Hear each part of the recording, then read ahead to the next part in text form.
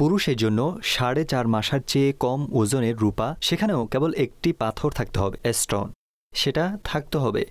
সেটাও কেবল এক সময়ে শরী যে নিয়ম রয়েছে সেই নিয়ম অনুযায়ী একটি পড়তে পারবে, একের অধিক না, 10 আঙ্গুলের মধ্যে। এটা মদিনা শরীফ থেকে এসেছে, ওটা বাগদাদ শরীফ থেকে এসেছে, এটা পীর সাহেব দিয়েছে, এটা অমুক স্থান থেকে নিয়ে এসেছি, এই পাথর আমার খুব পছন্দ, আর এটা আমার এঙ্গেজমেন্টের আংটি। তো এসব কথা শুনতে পাওয়া যায় না, শরীয়তে এটাই জায়েজ, ঠিক আছে?